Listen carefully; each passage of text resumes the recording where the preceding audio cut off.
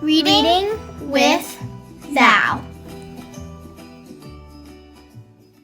Hi guys, my name is Valerie. Have you ever wondered what it is like to be a slave?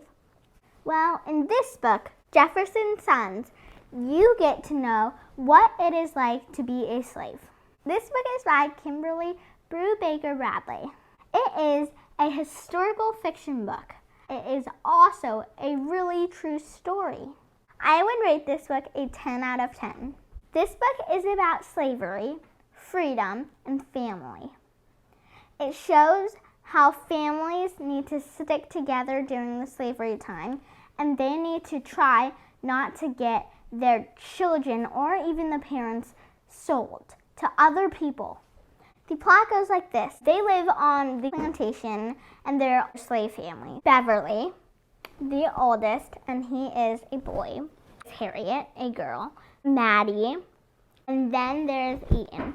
Okay, and it talks about how Beverly and Harriet need to escape their family and move out to freedom where they won't be slaves. The mom is actually married to Thomas Jefferson, the third president of the United States. The kids are Thomas Jefferson's sons. And everybody knows that they're married and that the kids are Thomas Jefferson's kids, but people don't talk about it because Thomas Jefferson already has another wife that he more strongly supports, and also because the family is black. People don't really like having the vision of that. Even though Thomas Jefferson's other wife's kids are Beverly's and Maddie's siblings, they don't really interact. What I'm going to read to you right now. In the slaves, people have different jobs, and one of the jobs Beverly really likes watching when he was a little boy is the nail boys. And so there is a boy named James Hubbard. He is really strong and he's really, really good at making nails. He ran away. Thomas Jefferson told overseers to whip him in front of everybody. This just explains how terrible slavery can be, and if you do get caught, this will happen. Mama moved to the front of the crowd, and as she did, Harriet stepped behind her and hid her face in Mama's skirt. Beverly tried to do the same, but Mama grabbed his shoulders and held him facing forward. One overseer ripped James Hubbard's tattered shirt from his back, and a second stepped forward with a long black bullwhip in his hand. The whip whistled through the air and came down with a crack against James' back. James jerked, but didn't yell. A red welt formed on his skin. Beverly turned his face away. Mama pushed it back. "You watch," she whispered. Crack! Another jerk, another welt, and a trickle of blood. Crack! And that is just a part that I was really scared about, because I didn't know slavery could be that bad. And I know it's really bad because people own a person.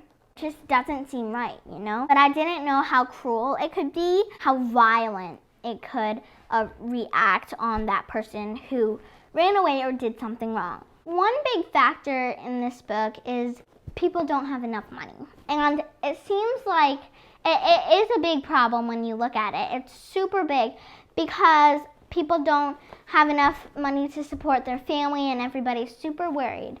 Another big factor in this family is that Thomas Jefferson asked people to buy James, and Maddie is James's best friend, and so Maddie's really, really mad at his dad, annoyed, sad, frustrated, just strong feelings, strong bad feelings. That plays a huge part in this book, maybe not wanting to trust Thomas Jefferson, but maybe you do, and maybe wanting to trust him. It's just like, should we trust him or not?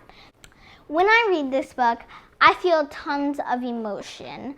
like happy, sad, angry at somebody, just emotions. I think that's because the author did a good job of making sure that the reader understands like what's going on, and the emotions are what makes this book good. I just think that Kimberly used great describing words, great like sentences of feeling to make this book. I would recommend this book to kids between the ages 10 through 12. And I would also recommend this book to people who want to know more about slavery and what it was like to live in that time. Remember to read on, have fun, and dream big. See you guys later. Bye!